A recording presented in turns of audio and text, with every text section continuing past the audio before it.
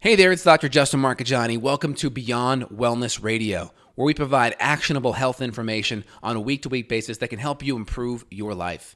Feel free to head over to justinhealth.com, where we have various opt-in video series on more in-depth health topics such as female hormones, thyroid, and gut health. Also, while you're there, feel free and schedule a consult with myself, Dr. J, and or my colleagues. We're available worldwide to provide natural health support for any of your major health issues. Again, welcome to the podcast and enjoy the show. And we are live. It's Dr. J here in the house with Evan Brand. Evan, how are we doing today, man? Hey, man. Happy Monday. I'm doing really well. Happy Monday to you as well. I know we chatted kind of in our pregame interview. We chatted about what we're going to talk about. And we kind of chatted about histamine. Histamine went really good last week. We see a lot of patients with potential histamine sensitivity. Histamine may not be a root cause of the issue. It may just be a symptom of other issues going on in the gut. And we always kind of keep that in mind. A lot of people, if you don't have a lot of experience clinically, it's easy to think that histamine is the root cause. And then you feel like you have all these food restrictions and you're not sure what next steps to do. And that's tough. So we're going to be focusing on SIBO. We can even expand that to gut infections and histamine issues. So I'm really excited for today's topic. Yeah, you made a great point right from the gate, which is people that are focusing on the nutrition piece too much or focusing on maybe some of the supplemental things. Correct. Like many people discuss DAO, which is something I'm experimenting with just to play with it and see how it works. DAO is the enzyme in your body that naturally helps degrade histamine, but as you have infections and stress and toxins, you are either unable to produce less. I mean, we're not 100% confident with the mechanism. You may produce less or maybe just less effective. So people will do a DAO supplement and say, oh, well, I feel better. I'm not having these food reactions, and they'll just stop there. But this is where we're starting now at the end of that rope, and then we're taking you to the whole next level. Because if you stop there, you haven't addressed what's actually going on. Exactly. So in general, histamine is a neurotransmitter made from histidine. It's designed to help with the inflammatory response. It's designed to vasodilate, open up the blood vessels so you have better blood flow, which helps with an inflammatory response. So you bump your elbow, right? You bump your head. There's a histamine response that helps vasodilate, helps migrate a lot of those white blood cells into that area, kind of helps promote healing. The problem is acutely, in an acute situation, not that big of a deal because it happens and then your body recovers. We're more talking about a chronic kind of low-grade inflammation or low-grade histamine issue where you're chronically swollen, you're chronically inflamed. You may have a lot of chronic histamine symptoms. This could be headaches. It could be flushing, right? That chronic red and flushing symptoms. It could be nausea. It could be hives, right? Those kind of wheals or urticaria hives on the skin. Could be fatigue. It could be brain fog. It could be just kind of chronic low-grade swelling. It could be allergic shiners under the eyes with a lot of lymphatic pooling in the face. So it's good to keep an eye on these symptoms as they could be part of what's going on. And then, of course, there's a lot of medication that are typically treating these things, whether it's Zyrtec or Allegra or Pepcid AC, different medications. The problem with a lot of the medications, they tend to have more side effects, whether it's fatigue or brain fog. And a lot of people, they just get knocked out when they take a lot of these medications. So they're kind of stuck because their performance and ability to function at work, if they're doing hard work or dealing with their kids, they're going to be pretty much a zombie or zonked out for a lot of them. So we want to really get to the root cause of why these symptoms are present. And a lot of times the gut's going to be a big role because a lot of chronic inflammation is going to be at the gut level, whether it's inflammation from food that you're dealing with, whether it's gluten or dairy, and or other histamine foods, right? Fermented foods or aged meats or citrus or avocados, or it could be from a deeper infection that sets you up to be more sensitive, right? If we have SIBO or bacterial overgrowth or other infections, it's going to potentially make it harder for you to digest food. The harder it is for you to digest food, the greater chance that you're going to develop food allergens. And also, the more inflammation in your gut, the greater chance that you're going to have gut permeability. So the more permeable your gut is, the more these foods have a way of getting into the bloodstream, the more your immune system sees them in an undigested state, increases the chance that we're going to make antibodies for those foods. And then also just the fact that we have other bacteria that may be slipping into the bloodstream.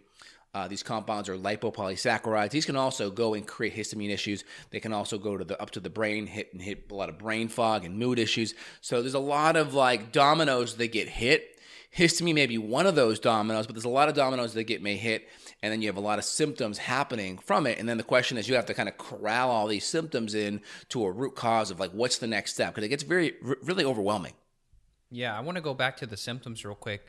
Something that's really interesting is the fact that you could have issues with your sleep, trouble falling asleep, or even dizziness. I noticed when I went low histamine with my diet, some of this kind of disequilibrium, dizziness stuff that I was having that I thought was mold exposure or possibly co-infections like Bartonella, I noticed when I went lower histamine, it got better. Like my head got more clear, and then I was able to go to sleep better. So this is kind of why you mentioned some people do the antihistamines and then they get knocked out.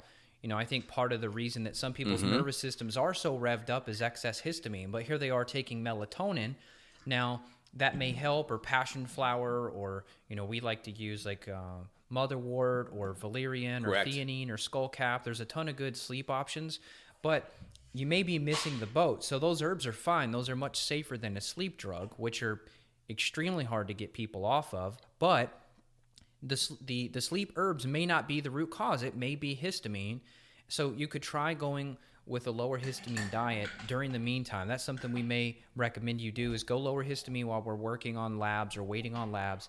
And then if we find that just by lowering histamine in the diet, all of a sudden you have less blood pressure problems, you fall asleep easier, you're not flushing, you're not having the nasal congestion, you've got rid of headaches, maybe your energy's better, well, then that's a great clue that we're onto something. But we don't want to get you stuck on low histamine forever. I just don't think that's a way to live. So that's when we're going to go into these gut infections. So you mentioned bacterial overgrowth, and how we're going to be looking at that is with stool and urine.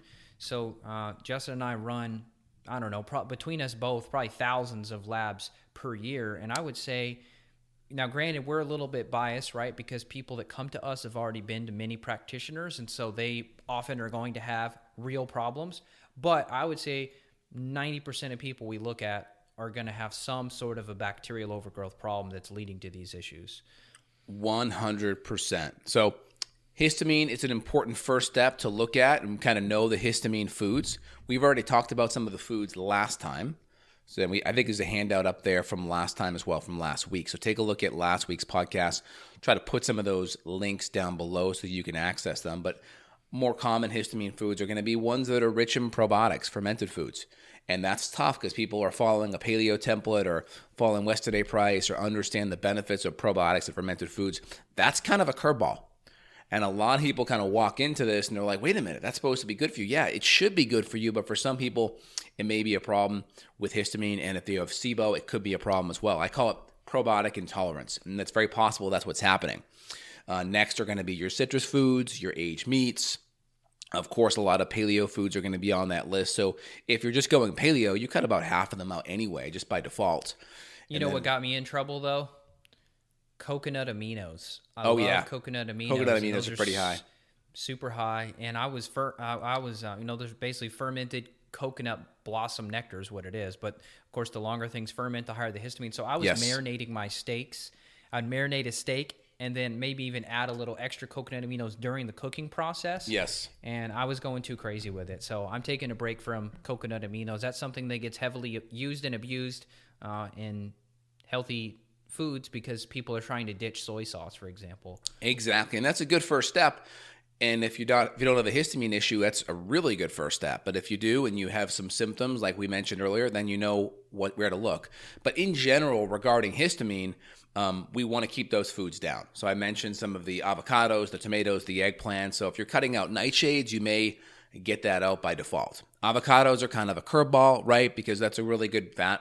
We also have the aged meats, so try not to let meats sit around longer than a day or two, or even meats that tend to be preserved, whether it's jerky or bacon or those kind of things. And then, of course, we have your probiotic foods and then our citrus. So those can be curveballs, and then obviously teas and coffee. I'm pretty sure teas are the big one. Teas and energy drinks, that's a DAO inhibitor. So they're not really high in histamine, but they inhibit that enzyme, DAO, that helps break down histamine. So we keep that in the back of our mind. So in general, the more inflammation go ahead, yeah. I was just going to say one thing about drinks. I've had some people that go on to like a Zevia, like these natural stevia sodas, where you're doing carbonated water, and a lot of time there's added citric acid to those. And so there's a lot of citric acid added to some of those drinks. And I've had people drink those and then all of a sudden they flush out.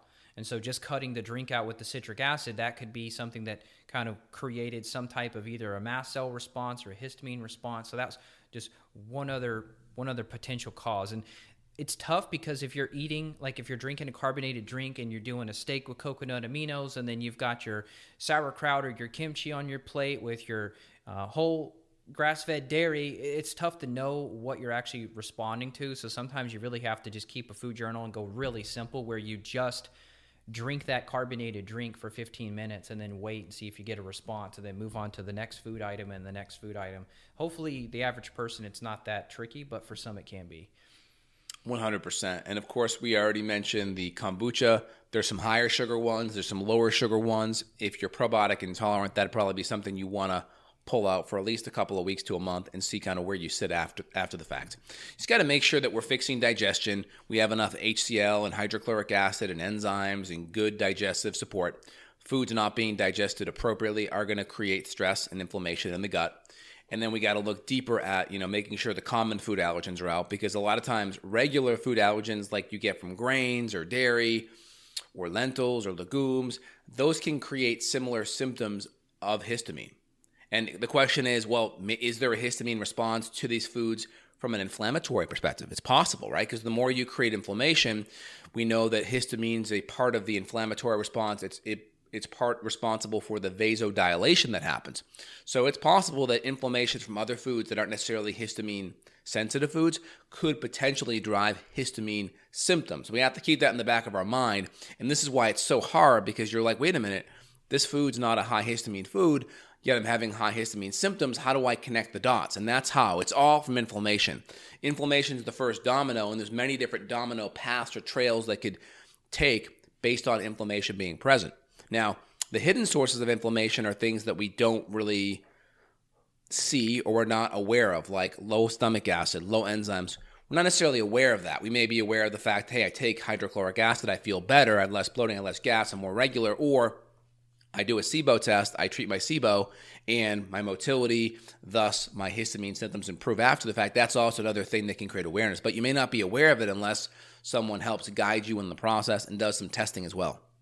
Yeah, and I'm not going to say that all the time it happens to older people. We're talking 40, 50, 60, 70, 80. But in general, I think it's going to be more common for someone who is older, because they're going to make less stomach acid just due to age. Now, we have seen kids and teenagers that have a lot of skin issues and gut issues, and I was one of those teenagers, and that's because my diet was terrible, right? So you'll still get younger people that have these histamine intolerance issues, mainly because their gut's been wrecked by antibiotics, or they just had a bad diet to begin with. But if we're just saying, as you mentioned, some of these dominoes that fall, one of the dominoes that falls with age is just HCl. So you become at a higher risk of getting bacterial overgrowth, because now you don't have enough acid to neutralize what you get exposed to from your foods. 100%. And again, I think part of it is, as you get older, there's a natural drop in hydrochloric acid and thus enzymes as you get older. So there's that. So I think age does play a role because of stomach acid dropping. And we need stomach acid to activate our enzymes, and we need stomach acid to activate our bile salts. And we know bile has natural antibacterial effects. So the less bile you have, the more easy it is for bad bacteria to grow. So if we have good stomach acid, that's going to provide an antimicrobial environment, meaning harder for bad critters to grow.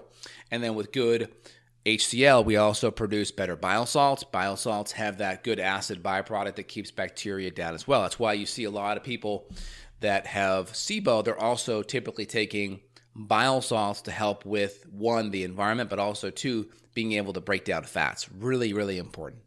So how about people without a gallbladder? It sounds like they would be more at risk for this problem. Well, they have to be on bile support for life now. Because what's happened is they don't really have a gallbladder anymore. Their common hepatic bile duct in the liver is now the gallbladder. And so it doesn't hold bile. Like the gallbladder concentrates bile like 15 to 20x. And then it contracts and punctuates the release of bile at the right time, i.e. you have a fatty meal, you have a hormone that's produced, or a neurotransmitter kind of peptide called cholecystokinin that triggers the gallbladder to contract. It releases all this stored bile that's been concentrated, and that bile can now come in and hit that fat and digest it and emulsify it. The problem is you don't have that punctuated release because the gallbladder's gone, so it just kind of drips. It just drips like a leaky faucet all day long. And then you don't have the concentration of it. So it's kind of a little bit more watered down. It's a little bit weaker, and you don't have the concentrated release at time of that fat being ingested. So that's the problem. Yeah, well, and the conventional doctors don't educate people on this when they go into a potential gallbladder removal surgery. They'll just say, yeah, your liver still is going to make some bile for you, but they don't talk about that concentration factor and how it's literally, that's like taking a little fairy dust of some HCl and throwing it in and hoping it works. It's not a therapeutic amount that's going to come without that gallbladder. I mean, people are still going to survive, right? I mean, there's tons of people living, but it's just they're not thriving. Well, what tends to happen after that is to cover up a lot of those symptoms, conventional medicine says, well, you have to be careful of your fat consumption. Well, yeah, you do because you don't have the same level of bile output, but you need good fat. You need fat-soluble vitamins A, D, E, and K. Your long-chain omega-3 fatty acids are really important for your health. So, yeah, not getting good fats, that's a bad thing. I mean, we've seen with the obesity epidemic over the last 100 years, the last 30 or so years, fat consumption has dropped significantly and weight's gone up. So it's not really a fat issue based on the correlation. It's really a carbohydrate issue, maybe a trans fat issue, maybe an excess refined, junky vegetable oil issue, but good healthy fats are not part of the play. And if we now affect our digestion when we can't absorb those things, well, every membrane in our body has good fats in it. So we need healthy fats to make our cell membranes. We need vitamin A, which is a fat-soluble vitamin for our thyroid receptor sites. We need fish oil for inflammation. That's our long-chain omega-3s. We need cholesterol, which tends to come trapped in with animal fat for our hormones, for our brain mass. So all this stuff is so important for healthy hormones, healthy body, healthy brain.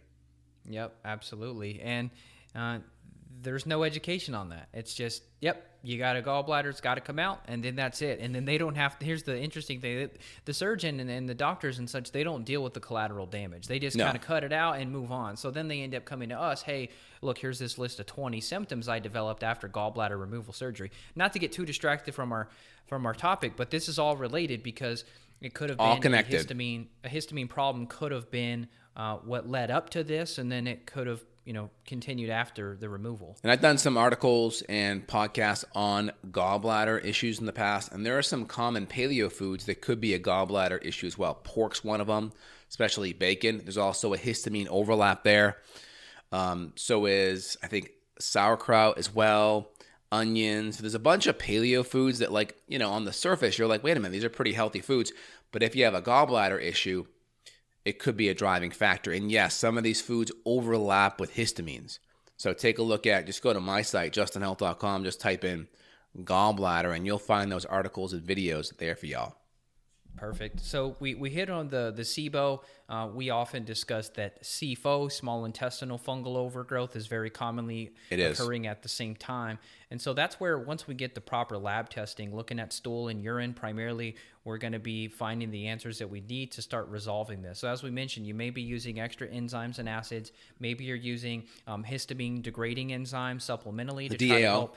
Yeah, you're using that as a Band-Aid, knowing that you're working backwards. And then once we come in with herbs to address, which is the opposite of the conventional neomycin, diflucan, nystatin kind of protocol, we're going to come in with herbs instead, and then eventually retest, and then, of course, watch symptom improvement at the same time. But with retesting labs, with watching symptom improvement, maybe doing those Band-Aids, you can reverse this issue. Yeah, we need to calm down the inflammation in the gut, because those mast cells are what's making a lot of histamine, right? So your basophils are in your blood. When those basophils go into the tissue, goes into the gut lining, they're all become mast cells. And mast cells are what produces histamine. And imagine this, this mast cell sitting here. The longer we're not exposing ourselves to inflammatory food, that mast cell's like swelling up because it's used to having a reserve. Now that reserve's just kind of engorging itself bigger and bigger, and then now you eat some food that's kind of off your food recommendation, then you get this massive flood of histamine, and where you feel like even worse. And this is what happens when someone's on a good diet for a while, and then they go off the wagon. They're like, holy smokes, I got hit by a bus. What happened? I thought I was doing really good. Why have I not become more adaptable at these foods? Well, it takes some time, and then a lot of times these mast cells are just sitting there in the short run, filling up with histamine, waiting for you to just go off your diet. Yeah. What about alcohol? Do you have anything to say about that? Because I had a woman who'd been off alcohol for a long time. We kind of discussed, hey, you probably shouldn't do it. Your gut barrier's toast. And she went to some work party and had 2 drinks. And then she emailed me the next day. Oh my God, I'm so miserable. Alcohol has never done this to me before. Granted, she was on a protocol, so some of the herbs mixing with alcohol is not smart. But just from a avoidance leaky gut perspective and then going back to it, she seemed like she got worse than alcohol used to make her feel. Do you have any insight on that? Yeah, so I always tell patients, like, don't add any alcohol in until we have a level of clarity, a level of improvement. So then if we add in alcohol and we go backwards, we know that the alcohol brought us backwards. That way we're not feeling crappy and then we're putting alcohol in there. Maybe the alcohol is what's holding us back from getting better and we don't know it, right? Because we always felt crappy to begin with. So kind of get clean first, so then when you get dirty again, you know, okay, I know what clean feels like. There's something that changed here. So regarding alcohol, there's different quality of alcohol. So you could have like a mixed drink with a whole bunch of sugar in it. You know, that's going to cause a whole bunch of problems just because of the sugar and the crap that's in there. And obviously there's like different wines that may have pesticides or sulfates or potential gluten in there. A lot of wines are contaminated because there's a lot of flour that lines the barrel of the wines. So hard alcohol is going to be your cleanest, and keeping the sugar content if you do a mixed drink. And then also like a champagne or a dry white wine will kind of be your next step up, right? The drier whites or the drier kind of champagne is going to have less sugar. It's going to have less potential irritants. So you kind of start with the kinds of alcohol that will have the less additives and inflammation compounds, and then kind of work your way back. And that way, it just gives you the chance of having the least issues. Now, there are some cultures where they just have less DAO to hang out with in their guts and their bloodstream, so they're going to react to alcohol. They'll get like a facial flush. You see this in a lot of Asian cultures because they don't quite make as much DAO. So they'll take that Pepsid AC a lot of times, and that blocks that histamine response. So a lot of cultures may just have less histamine issues. You see it with Asians and alcohol. They get very flushed. So you just got to know where you're at. And then just try to choose an alcohol that's going to have the least possible chance of a reaction. And then you can always do some activated charcoal in between to kind of help with that too. Yep, that's good advice. Anything else you think we should say about testing or herbs or things we're doing to work on this issue? Well, there's different herbs that we're going to recommend depending on if we're methane dominant SIBO or hydrogen dominant SIBO. And a lot of times people have the right to have more than one issue going on at once. So you could have SIBO and a parasite infection. You could have SIBO and H. pylori. You could have SIBO and CFO. And CFO is nothing more than a fungal overgrowth. It could be candida, various different yeasts, mainly the big one's candida. But you could have all of these things going on together. It may not just be SIBO. You have the right to have more than one issue. People get fixated. They're like, I know it's candida. I know it's a worm. I know it's this. And it may be, but it may be that and a whole bunch of other things. So keep your mind open to all the different stressors that could be going on at the same time.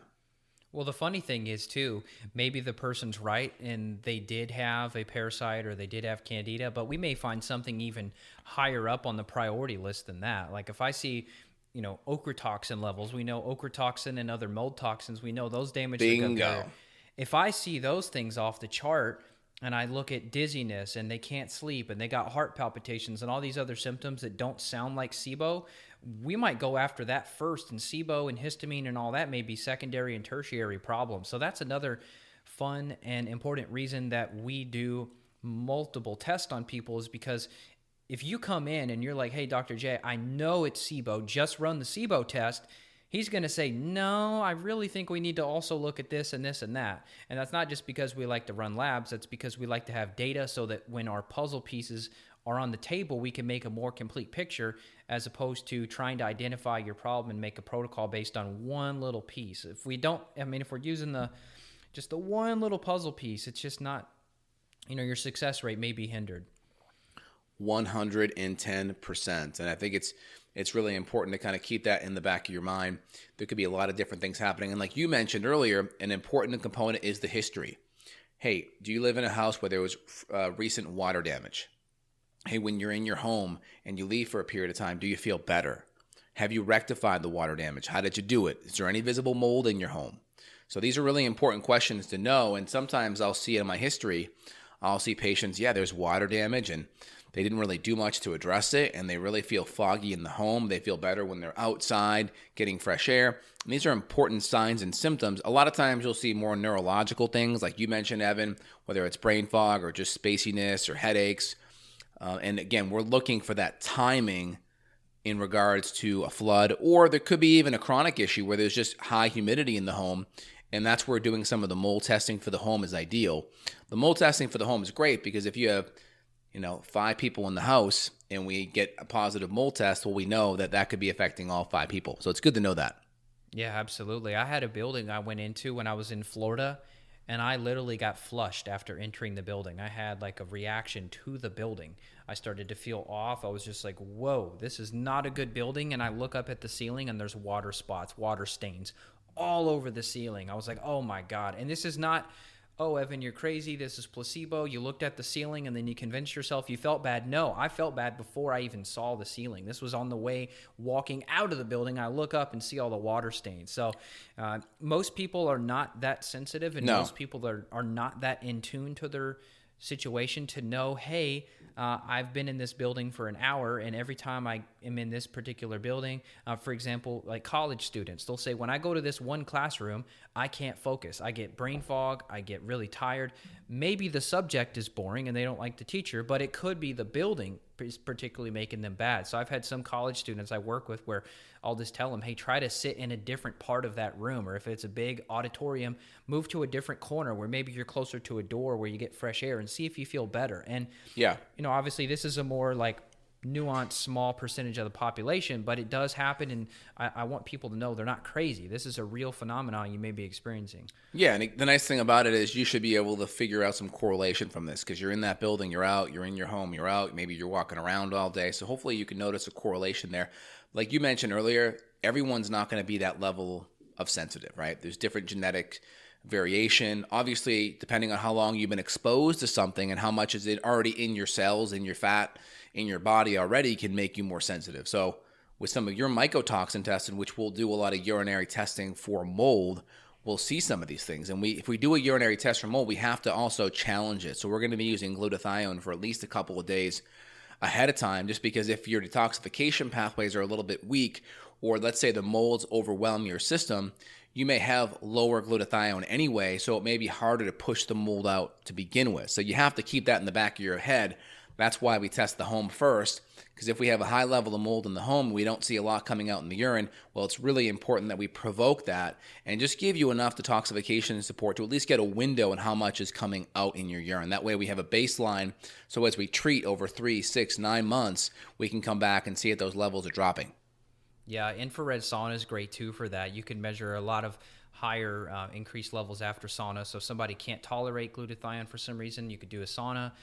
And also fasting, which is pretty interesting. This is why a lot of the samples we do in the first thing in the morning, because fasting can help excrete some of these toxins too. So we could obviously dive more into that on another show. My mold levels are almost gone. I had ochratoxin level of 195. You want it below 4. But with fasting, you only can do that really acutely, though. That's like a short-term thing. It's not a long-term strategy, right? Yeah. I'm just talking overnight fasting. But maybe like intermittent fasting, maybe in between those meals, you are excreting a little more and flushing a little more toxin out. Got it. Okay, so you were saying ochratoxin. Go ahead. Sorry to interrupt. Yeah, that's okay. I think the reference range was below 4 is optimal.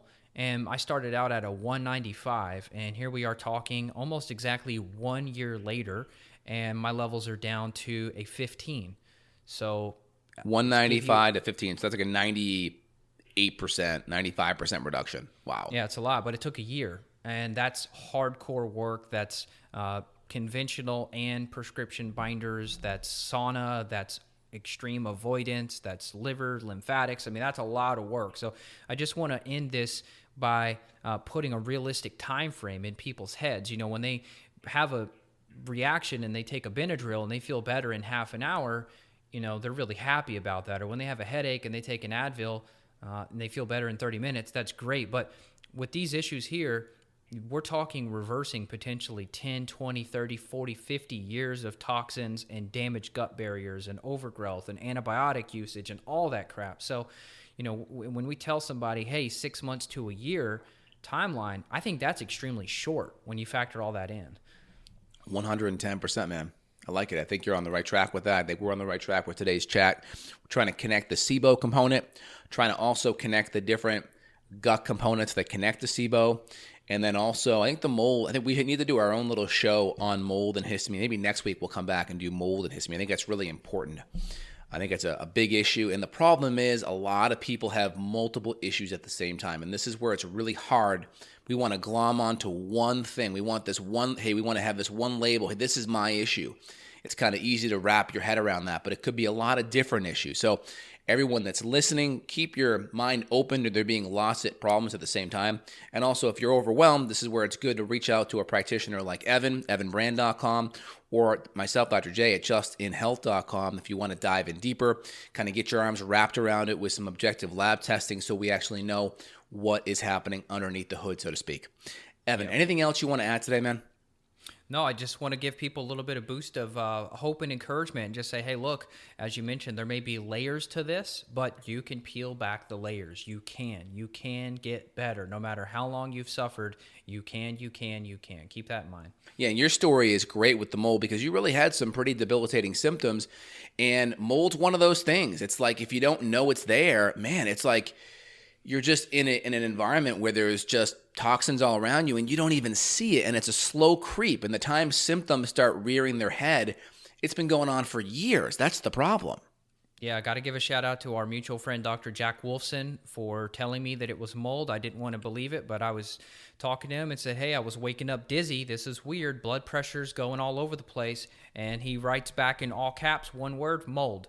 And that started it all. Yeah, and the thing is, I mean, I'll give credit to Jack. I think he's right on there. The problem is there are a lot of, let's just say, mold myopic doctors where everything's mold, right? Everything's mold. And that's a problem too because it may not be. So the difference is with you got this feedback from Dr. Jack. You tested your home. Guess what? Really high in mold. You tested your urine, you provoked it, really high in mold. So we had some objective data to kind of support us so we weren't kind of flying blind. So I think you did the right thing.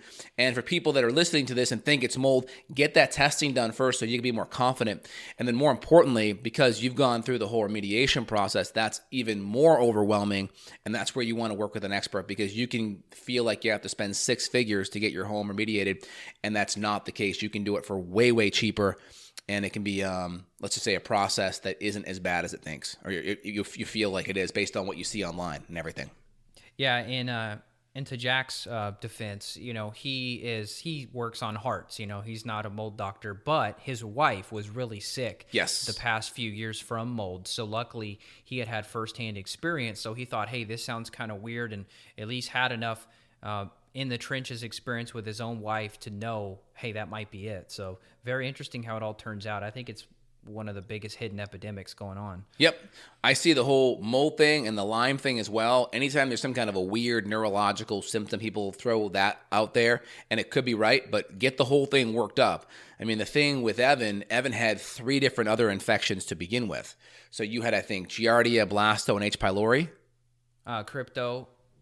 Crypto, Giardia, H. pylori, right? So Now, just kind of for everyone listening so they can have insight, Evan had already addressed those issues ahead of time, and he had gotten a little bit better, but there was still something holding him back. So if Evan just myopically focused on the mold and didn't get rid of those infections, he may not have had the same level of improvement. So there's kind of an order of operations on how we want to hit this. And because you had 3 serious, each one of those infections individually is kind of a big deal. The fact that you had all 3 going on at the same time, I call it the 3 amigos, it's definitely going to be a major stressor on your body. And then you throw in the mold and the adrenal stress and then potentially blood sugar issues. Yeah, so you had a whole host of things that we were able to kind of sequence up and have it all make sense. Yeah, and we're talking over a 4 to 5 year period. Those gut infections were cleared out almost 5 years before the mold protocol. And that's not due to...